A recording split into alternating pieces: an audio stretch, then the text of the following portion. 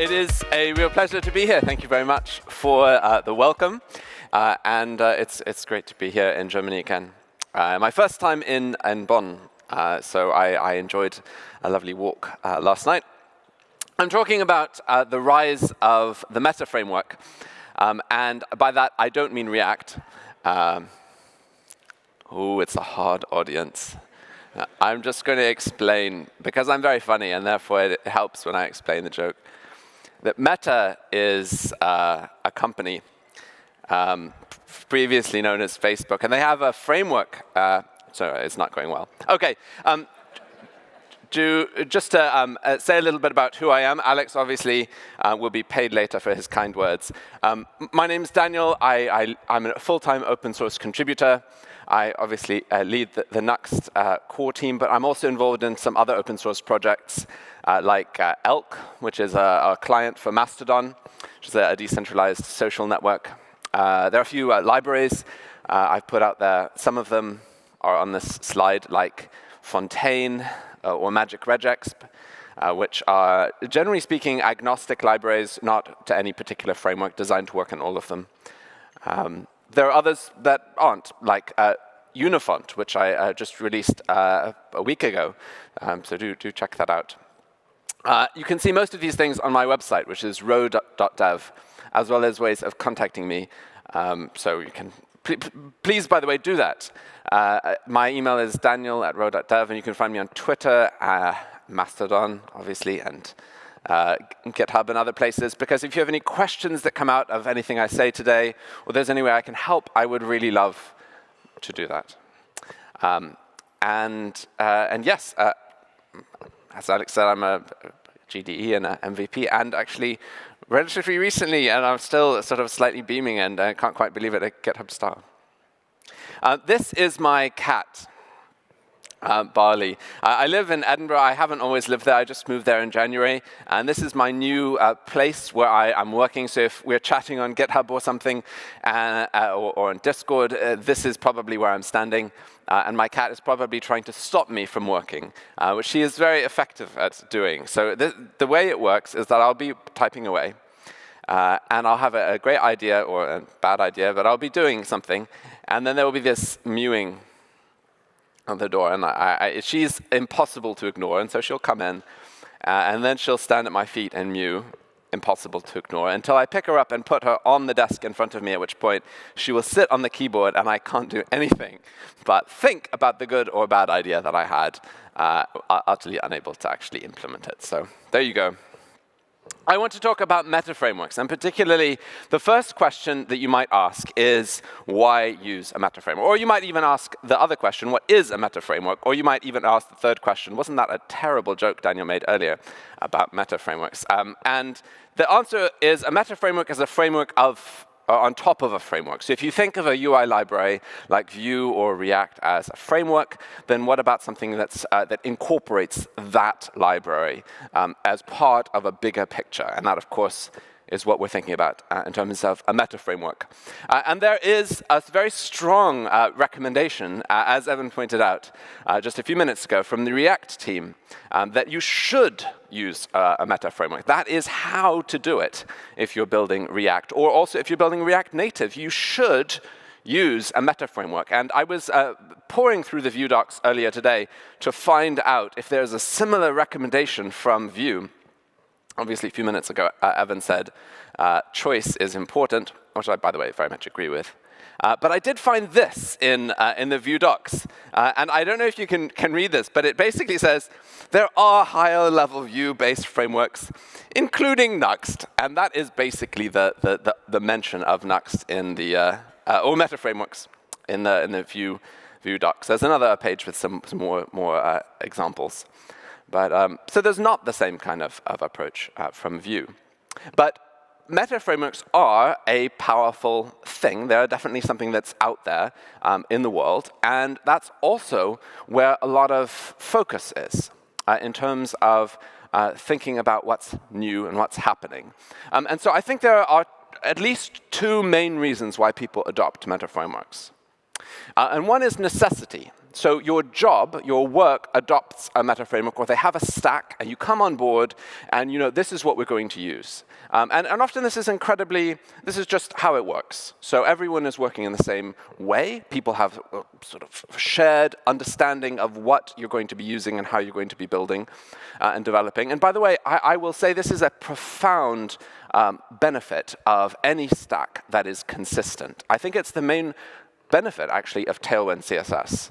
The innovation in terms of Tailwind CSS is not the concept of atomic classes, which existed long before, and of which there are many contrary implementations. But the main benefit of Tailwind CSS is simply that it is opinionated and it is consistent, so that new developers coming on board know immediately how to implement right CSS because they've seen it in dozens of projects so far, and the learning curve is much faster. So this is one reason people adopt Meta Framework. It's just necessity. It's just how things are working in this role. But there's another, and that is, can you tell, hype.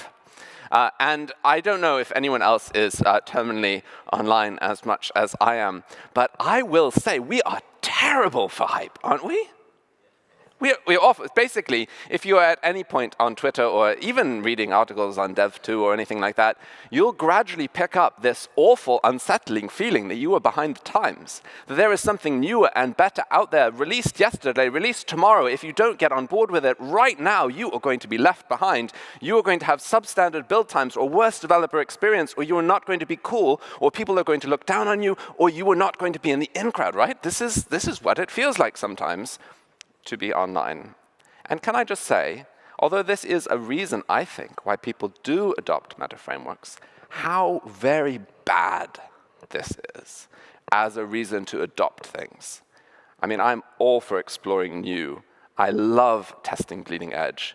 But can I say, hype is a really bad thing. It's really bad for your mental health if that starts driving you, because you can never catch up to it. And although I enjoy building cool new stuff and telling people about it, I would really, really hate to be involved in any kind of hype-based FOMO-style pressure to get people to adopt something particular that I built. But it is a reason. But here's, I think, a better story for meta frameworks.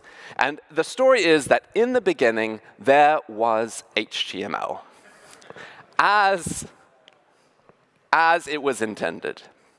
And in this glorious day, when HTML came direct from servers to the browser, as it is written, we had frameworks like Laravel and Django, frameworks that were built in the way that they should be. But then, if it were possible, things got even better. And a new dawn, the dawn of JavaScript-enabled frameworks appeared. Frameworks like Backbone, I think it was about 2010 that was out, and React, I think it was 2013. And things started this new idea of being able to have an app that was interactive in the browser, that suddenly could respond to you instantly without needing to go on that long round trip to the server and back again. And the moment that happened, the moment that became a thing, meta frameworks became necessary. Because you had to unlock the innate capability of these libraries that you were building with. So in many cases, things like React required, say, a transform.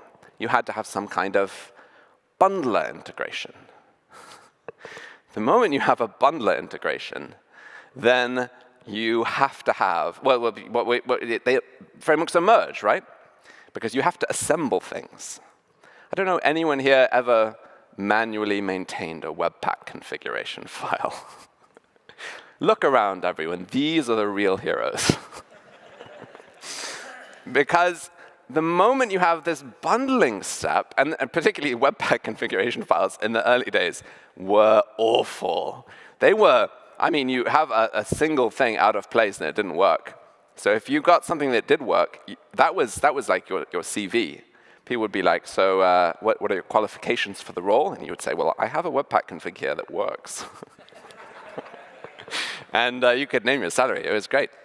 But that was initially, so meta frameworks would come and they would say, what we have is a Webpack config that works.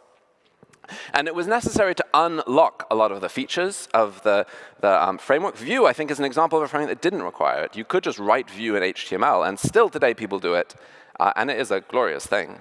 But a lot of frameworks needed that step, that extra step. And even if you could do it, there were things that you could unlock that were better if you had a framework such as SSR.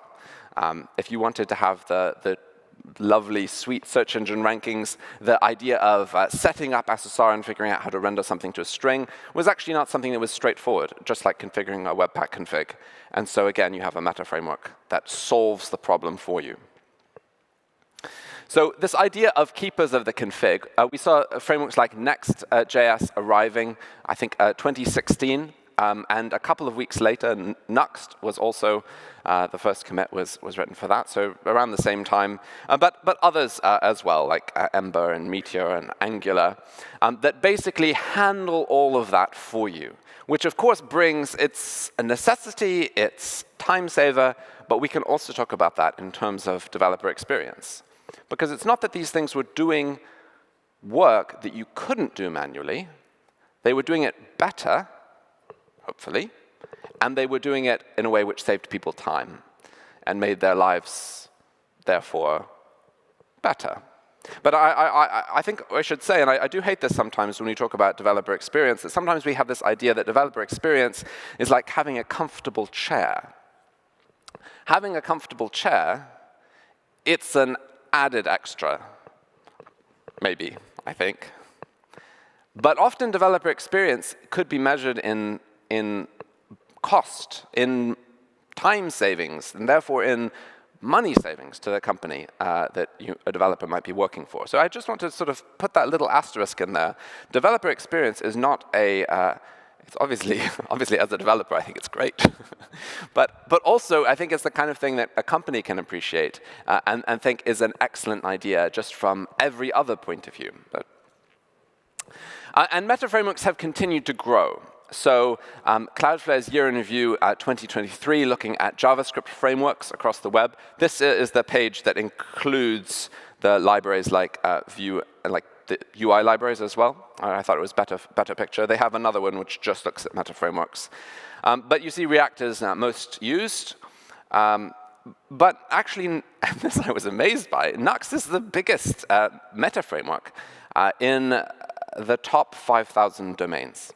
So that is going to skew it a little bit to established or enterprise companies, which I think is why you don't see some of the newer meta frameworks in the picture. But the main point I want to make here is that meta frameworks make us a substantial proportion of the websites that we see out there that are built using JavaScript for good reason. I want to do a little sort of informal survey, though, for us. Obviously, I would imagine maybe at a Vue.js conference, Vue is going to be, or Vue-based meta frameworks will be a little bit more highly ranked. But I would really like to know what our makeup in the room is. So if you've used any of these meta frameworks, even just to play with, I would love it if you'd scan one of these QR codes, or I mean multiple ones, however many apply to you. And we'll just get a picture for some of the meta frameworks that are out there. I can see the Quasar team in the front row, like, scan. Scan, absolutely. It's really nice to see you. Cool. Nuxt representation, I love it. But I'm also really impressed by the breadth of what we've experienced in the room, for everything from 11T to Gatsby. No one on analog yet. You know, Brandon Roberts is going to be very disappointed when I tell him about this. I'd be like, yes, those Vue developers.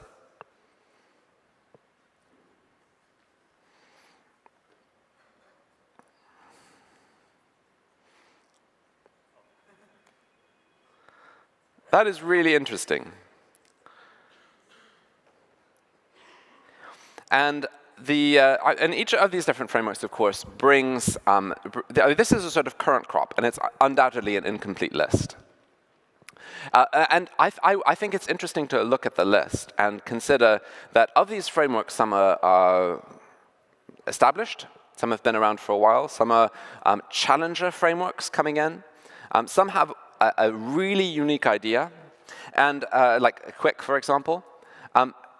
But what seems to happen in any kind of marketplace where you have some established and some competitor frameworks or libraries or products is that often what ends up happening is the challenger comes with a new idea, and the idea, if it's a good one, becomes adopted more generally by other ones. And one of the difficulties for me, just as an aside, thinking about leading Nuxt, which is one of these frameworks, and this isn't a talk about Nuxt, but one of the challenges is thinking about how to avoid becoming stuck. Because it's easy to sort of rest back and think, oh, we have adoption, people are using, but how do you reinvent and take on board new ideas that are being brought by competitor frameworks and competitor, I mean that in a sort of technical sense. I would like to think that the JavaScript ecosystem is very friendly and sort of, but it's an interesting and it's a difficult challenge, and it's worth thinking about. We have a strategy which is to basically innovate rapidly if we can, adopt quickly under an experimental flag to let people try before then wrapping things into core. And the idea is, I hope that is going to keep us fresh. You know, we were the first meta framework to adopt the Vue transitions API, for example. And things like that. Anyway, I'm not meaning to pat our own back, but I am very much wanting to say it matters, like adopting and trying to learn from new frameworks. But I think it's fascinating to see what is out there. And if you want my opinion, the two analog people, thank you so much for downloading it just now and trying it. Brandon will be so glad to hear that. Actually, I mean, I've said a lot, and I could say something about some of the meta frameworks, but just a quick moment. We rarely get a chance to hear from the people who are attending a conference. Would you mind sharing what you think about meta frameworks? So the benefits you see or have seen, or the drawbacks you see or have seen to meta frameworks. I'm talking about the rise of them, but maybe you have a different point of view. Is there something you want to, or maybe you totally agree with me and just want to say, you know, Daniel is awesome. That would be also fine. Do you have any feedback? Feel free to drop something in.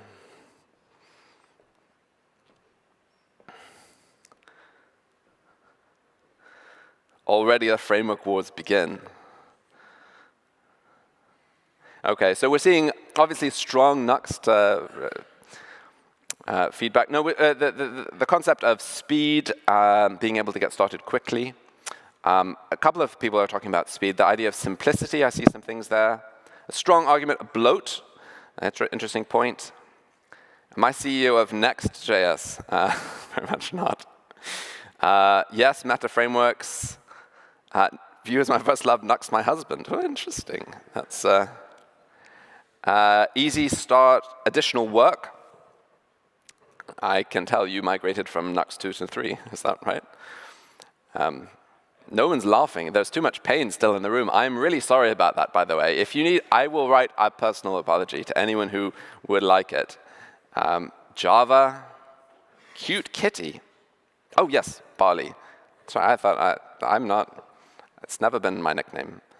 That was also a joke. I don't know. People are not taking that seriously, I hope. Nuxt 4. It's a very good question. So I'm just going to very quickly summarize that.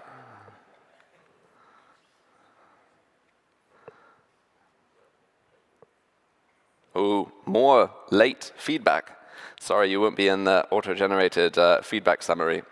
This is why I hope the internet is live. It must be, right? This stuff is coming in. OK, here is your daily OpenAI summarized LLM slosh. Overall positive reception.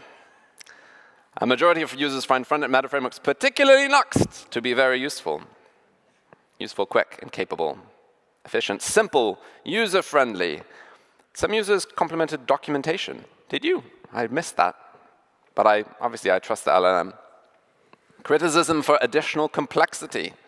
Despite the positive reception of few users. I'm tracking your IPs, by the way. I'll be in contact later. Meta frameworks might add unnecessary complexity or bloat. Some users have expressed concerns about reduced control. Others produce traditional languages, e.g. Java, or other frameworks like Quasar. Strong Quasar representation. And there we go. Positives and concerns. I think that's a fair summary, actually, like across the list. I mean, I think it's also a difficult challenge because if one of the purposes of meta frameworks is to abstract away configuration, the question is, do you immediately lose the ability to configure? And so our take in Nuxt is to, as much as possible, try not to expose original configuration, to expose hooks that allow things to be changed. But that's also something that people don't necessarily, it's not as easy to access, right? Or it can feel that way. But anyway, it's an interesting question. So where do I think meta frameworks are going in the next few years? So what's my prediction for the future? So I think deeper bundler integrations, for sure. So much that we are doing, like if you're thinking about the boundary, the frontier of meta frameworks, I think the frontier of meta frameworks is bundler related. So we're doing things like being able to detect what is used and optimize your chunks so only that is included. The Vue Composition API was an initial move in this direction, the idea of being able to have features be imported effectively.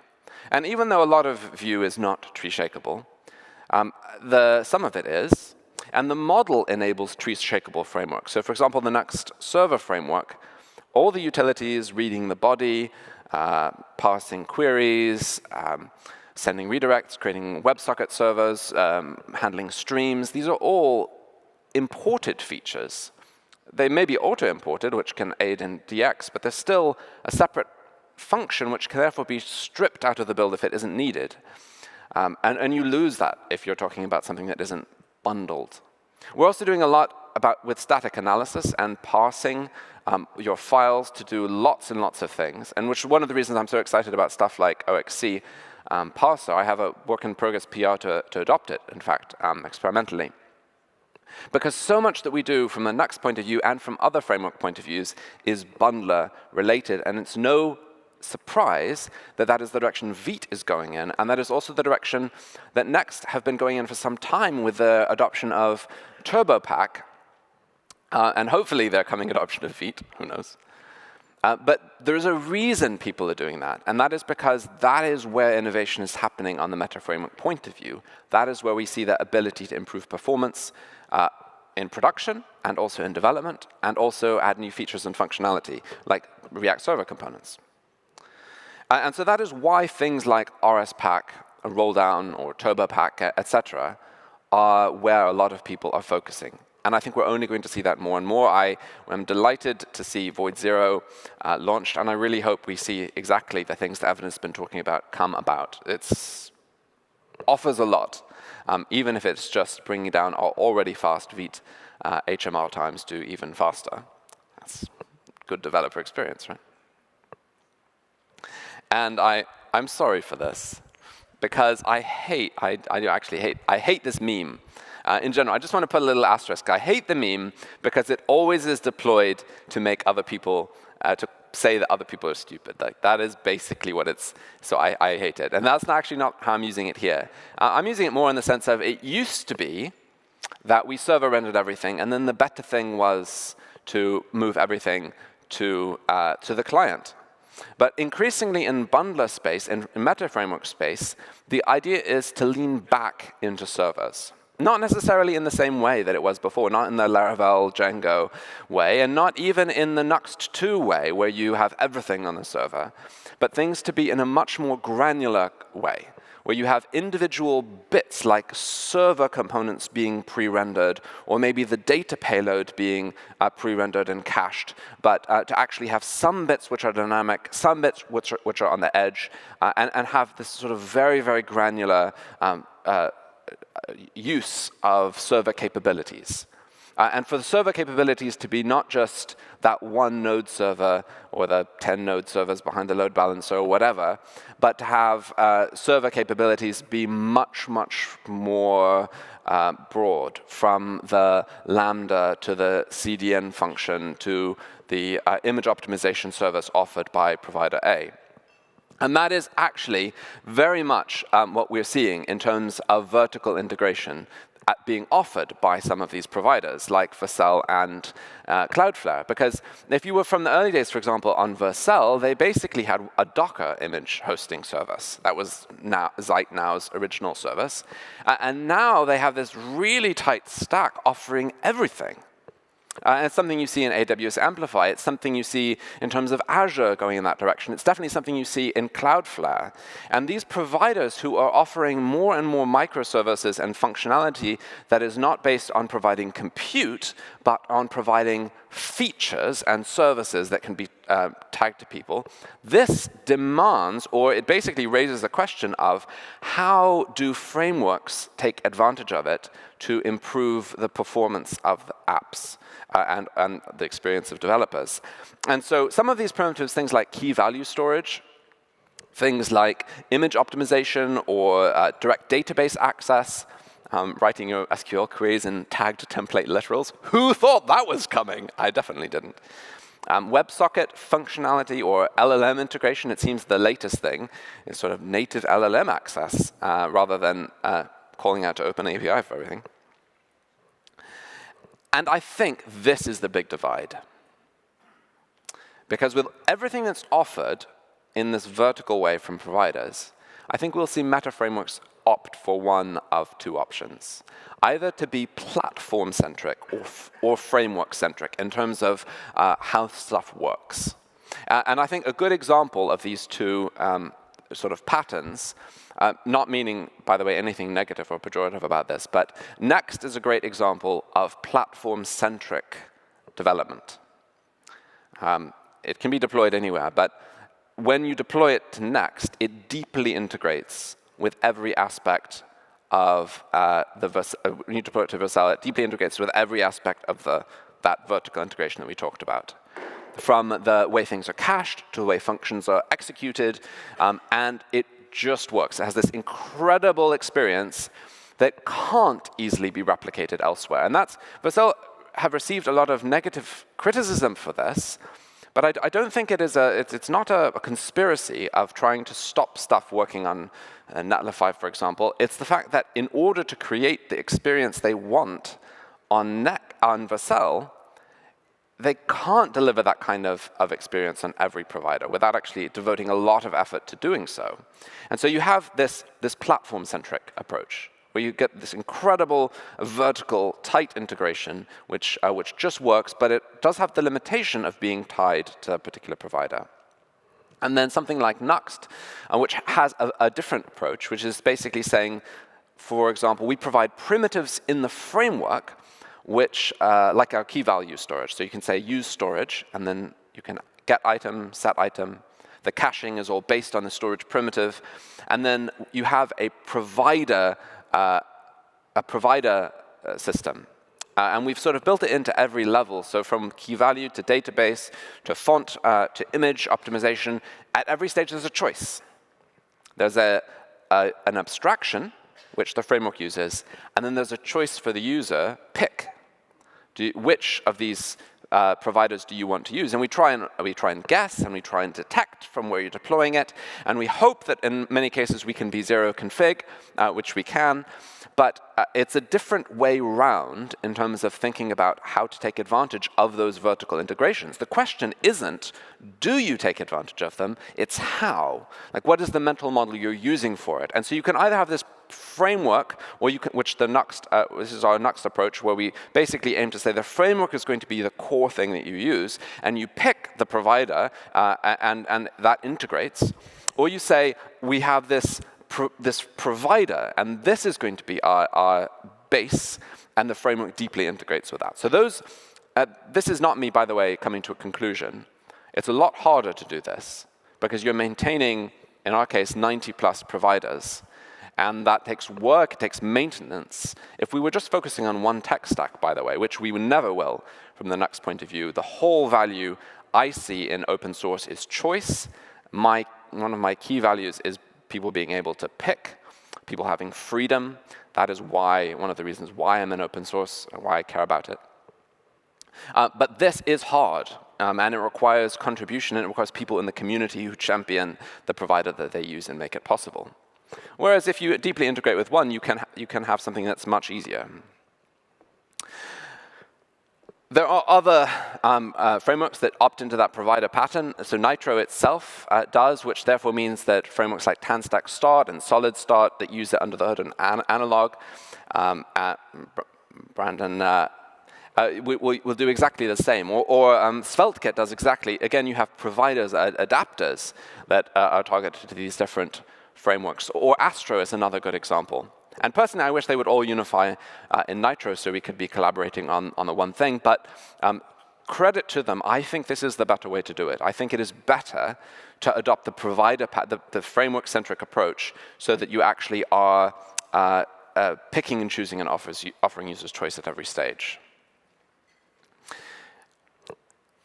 And what else do I think is going to be coming in the meta framework world? I think better developer experience. And not just because developers are coding the meta frameworks. Honestly, scratching your own itch is a very, very powerful, motivating factor.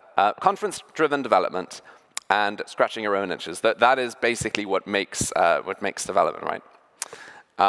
But I think it's because it is an unadulterated good. It is the kind of thing which benefits both individual developers. We have a better life. We enjoy things more when you're in that flow zone, when you are not constrained by arbitrary and frustrating and impossible errors and bugs and slowness, but you are able to implement your idea as much as possible. So we'll see that sort of devoting. But it makes good business sense for exactly the reasons I was saying earlier. And I think we're going to be looking more and more at thinking about what makes a framework intuitive. It's always been important because people use it. And if people have a good experience, if they find something intuitive, then you hit that tailwind sweet spot where the power of convention means you have quick adoption. The fact that it's intuitive means people easily pick it up. But we are now moving into the realm of not just thinking what is intuitive for people, but what is actually going to be, it's the wrong phrase, but intuitive for LLMs. What is going to enable a pattern or API to be easy to be prompted? And so this is the kind of thing that I think we're going to be seeing frameworks moving in. It's developer experience at the end of the day, but powered by other tools. And there's some new stuff coming from the Nuxt point of view, which I think is because we're chasing the same thing. We want developer experience to improve. So stuff like Nuxt fonts, which we released, which basically makes web fonts zero config, and which, by the way, I've extracted to Unifont so people can do it in other frameworks too. Or accessibility, where we basically want to make it as easy as possible for people to build accessible websites. So we have a new module coming soon. Our scripts module was just released that, again, aims to make scripting and loading scripts and tags more performant. It is the worst offender in terms of taking a site from fast and amazing down to terrible. Like if you test somebody's website and it's a bad Lighthouse score, most likely thing is they have some terrible scripts loading and slowing things down. The marketing department is added after the site was built. But I'm out of time, really. This is what we want, right? We want something that is simple, clear, and is going to enable us to build faster. And that is, at the end of the day, one of the things, if not the thing, that I think meta frameworks are here to do, to enable people to build without constraint what they want to build. If you're interested in any of the stuff I've said about Nuxt, and I hope I've kept it to a minimum, do check out the docs there. Feel free to follow on Twitter or Mastodon if you want to see some of the stuff there. And by the way, please get in contact with me. But if I haven't ever said this to you, please let me say this. You feel free, if it would ever be of use or help to you, to book a 10-minute chat with me. I have an open diary on row.dev/chat, and I'd be really delighted to talk if there's anything I can ever do to help. Particularly if you have got questions about open source. particularly if you feel maybe a little bit out of place, or you think you would like to be involved, but you're not quite sure you fit in. I would love to tell you that you would be really welcome. And not just in Nuxt, but if there's anything I can do, I would love to. That's everything from me, but thank you so much. It's been a real honor and a privilege to talk today, and I would love to chat over the break and everything. But thank you very much.